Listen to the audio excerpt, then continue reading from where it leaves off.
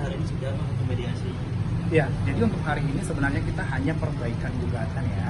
Kita menyerahkan perbaikan gugatan. Jadi apa yang udah kita mediasikan hasilnya kita buatkan lagi di perbaikan gugatan. Tadi katanya ada penyesuaian perihal nafkah juga. Sama sekali nggak ada ya.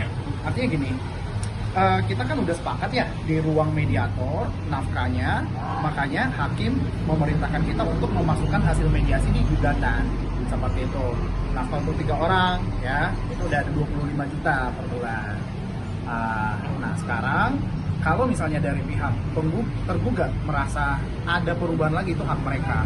Tapi hakim udah menyampaikan bahwa ini udah hasil mediasi antara prinsipal penggugat dan tergugat gitu. Oh, tapi tadi dari kuasa hukum Reza tadi bilang ada perbaikan nominal nafkah. Enggak, perbaikan pendidikan sama kesehatan iya, gitu. karena, Penambahan iya. maksudnya gitu Bang. Maksudnya nafkah yang tertera sekarang ini belum termasuk pendidikan sama lain-lainnya gitu. Ya, jadi gini, untuk perbaikan yang dimaksud rekan kami ya, lawyer dari tergugat, perbaikan supaya dimasukkan perihal hasil mediasi, bukan perbaikan nafkah itu di ya. Dan kemudian untuk nafkah memang itu di luar pendidikan dan kesehatan, ya, ditambah kenaikan per tahun 10% gitu.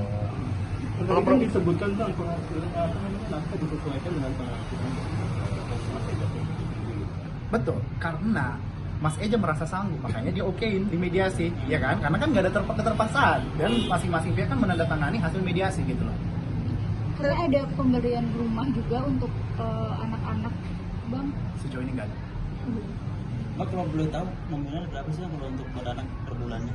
Totalnya itu 25 juta untuk 3 orang anak. Itu dari awal gugatannya Kak Echa sendiri itu? Oh enggak, nominalnya itu? kalau dari awal kita lebih dari situ ya, dengan kemampuan dari tergugat ya, tapi karena udah ada kesepakatan, kita turunin jadi 25 dan memang udah sepakat.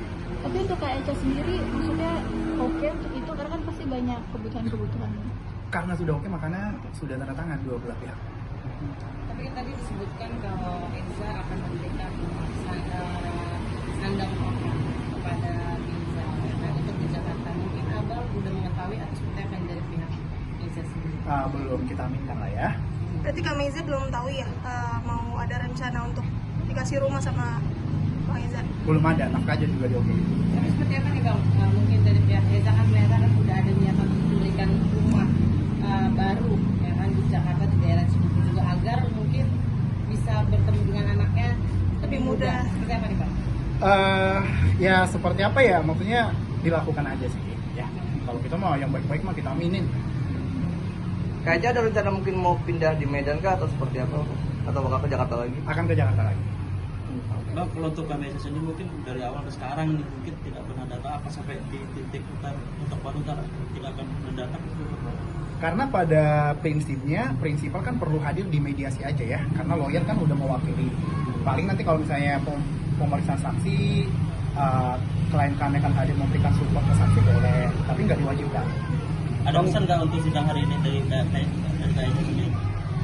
Nggak ada, karena sebelum sidang kita udah sampaikan semua apa yang mau kita sampaikan di pengadilan. Bang, pihak Eja kan masih berupaya untuk tutup Bang. Gimana Bang responnya? Sampai sebelum putusan, semua orang berhak untuk bagaimana caranya untuk mediasi ya. Tapi semua orang berhak juga untuk menolak yang namanya rujuk. Tapi upayanya apa Bang mungkin dari Eza sendiri ke klien Abang untuk rujuk gitu? Apa sudah ada hubungin lagi atau gimana? Setahu saya memang mereka baru ketemu, tapi untuk rujuk saya pastiin lagi sih ke klien, sejauh ini belum ada keinginan untuk rujuk sih. Ini sudah ada pertemuan ya Bang? Dalam bulan-bulan Oktober udah ada. Bang, kalau nafkah ida sama mut'ah udah ada kesepakatannya belum sih Bang? Nafkah idah Nominalnya? udah, mut'ah kita nggak minta. Berapa mungkin Bang nominalnya Bang? Nominalnya pengen banget. Nominalnya kurang lebih 21 untuk 3 bulan. Bang, ada komunikasi personal nggak sih mungkin Kak Echa sama Kak Eza setelah kemarin ketemu di Medan? Karena memang ketemu sekaligus melihat anak ya, karena kebetulan kan Mbak Echa lagi di Medan dan nanti akan balik lagi ke Jakarta, jadi ketemunya di sana. Berarti nggak ada komunikasi mungkin by phone atau apa sama mereka berdua? langsung ketemu sih. Berarti sampai ini lebih perihal anak ya, Bang, komunikasinya. Perihal anak, betul, lebih perihal anak. Bang, kalau Kak Eca sendiri di Medan itu maksudnya dia mau menenangkan diri atau seperti apa Bang ininya Bang? Tujuannya gitu stay di Medan sekarang. Ya, untuk saat ini memang dasarnya kan dia ingin menenangkan diri dulu ya, dan gak lama lagi akan balik lagi ke Jakarta. Terus sekarang kondisinya gimana sih Bang? Kondisi mentalnya gitu. Kondisi mentalnya udah sehat dan memang saya tahu bahwa udah selesai juga dari psikolog. Oh, waktu itu sempat berobat gitu ya? Iya, Sempat konsultasi. konseling, betul. Bang, kalau untuk sidang lanjutannya mungkin persiapannya apa aja kan untuk ke depan ekonomi mungkin untuk selanjutnya mungkin. Saksi-saksi dan Ya, jadi untuk beberapa minggu ke depan memang kita nggak ada sidang offline ya, semua by default dulu. Kita lihat dulu nanti jawaban dari tergugat seperti apa. Kalau memang perlu ada hal yang mau kita bantah, kita akan bantah gitu. Bang, kalau aja Bang, kalau nantinya Bang Eza beneran ngasih rumah itu tidak akan mengganggu atau fokus Putusan. ceraikan ya Bang? Tidak akan mengganggu dalam arti gini, karena saat ini juga belum ada soundingan itu ya ke kami ya gitu. Jadi apapun dari pihak tergugat mau beli rumah segala macamnya itu ya untuk kebaikan anak-anak lah, bukan untuk memaksa klien kami untuk balik atau seperti apa, nggak tahu. Apa mungkin karena sebelumnya Mbak Eca kan ulang tahun mungkin memberi rumah itu mungkin. Udah sebulan ulang tahunnya mas. Iya, maksudnya hadiahnya dengan rumah itu. Wah, kurang tahu mas. Kurang tahu. Tapi dalam mediasi nggak ada permintaan dari pihak Eca untuk rumah dan untuk anak-anak gitu. Tidak ada sama sekali. Bang, kalau Kak Eca tadi mentalnya udah mungkin udah lebih baik gitu. Sebelumnya kenapa sih Bang sampai harus ke psikolog? Apa mungkin susah tidur atau nangis terus atau depresi gitu? Iya. Apa mungkin susah tidur atau nangis terus atau depresi gitu? Iya. Pada umumnya setiap orang yang ke psikolog kan ngerasa bahwa dirinya lagi ada masalah ya, mau itu secara pikiran, tekanan gitu ya. Dan kondisi kan ini lagi up and down masalah rumah tangga mereka.